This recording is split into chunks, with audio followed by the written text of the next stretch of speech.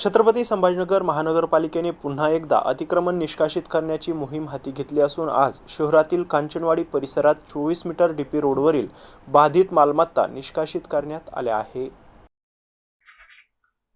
कांचनवाडी परिसरातून जाणारा पैठण सोलापूर धुळे महामार्गाला कनेक्ट होणाऱ्या 24 मीटर डीपी रोडवरील बाधित मालमत्ता आज महानगरपालिकेच्या वतीने निष्कासित करण्यात आल्या आहेत। यामध्ये 3 पत्र्याचे शेड, पक्के बांधकाम, घराचं कंपाऊंड हटवण्यात आलंय। यावेळी नागरिकांनी विरोध करत आम्हाला आणखीन काही दिवस देण्यात यावं अशी विनंती केली होती।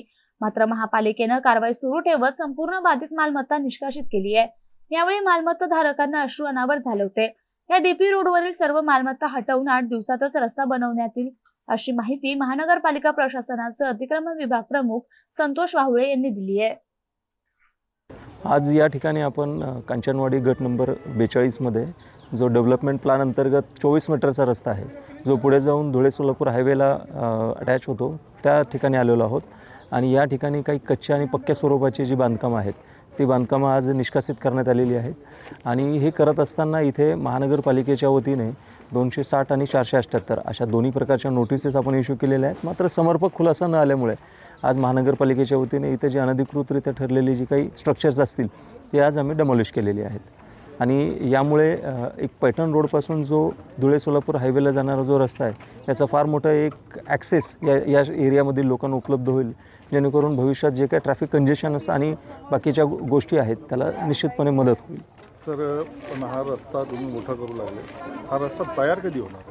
हा रस्त्याचं आम्ही वर्क ऑर्डरसुद्धा दिलेलं आहे आणि कंत्राटदाराच्या मार्फतीने हे काढल्याबरोबर अगदी 7 दिवसांच्या आतमध्ये या रस्त्याच्या कामाला सुरुवात होणार आहे। संभ्रम हा आहे एन्क्रोचमेंट ड्राईव्ह की रस्ता रुंदीकरण? हा रस्ता रुंदीकरणाचाच एक भाग आहे, कारण आपण डेव्हलपमेंट प्लॅनमध्ये जे येणारे रस्ते आहेत ते सगळे रस्ते आपण मोकळे करण्यासाठीच या ठिकाणी हा ड्राईव्ह घेतलेला आहे। जे 8 रस्त्यांच्या नावे यापूर्वी घोषित केलेली होती, त्यापैकी हा एक रस्ता होता।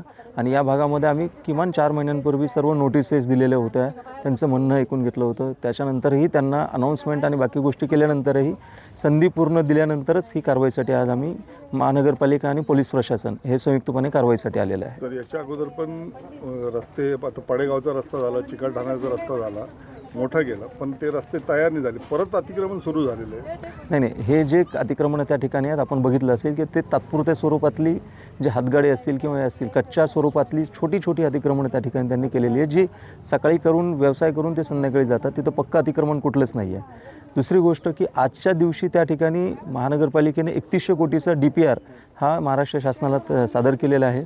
आणि जे national highway authority of India असेल, PWD असेल किंवा MSRDC ह्या ज्या काही यंत्रणांच्या माध्यमातून त्या जागेंवरती रस्ते करण्याचे आहे, ती प्रक्रिया आम्ही सुरू केलेली आहे।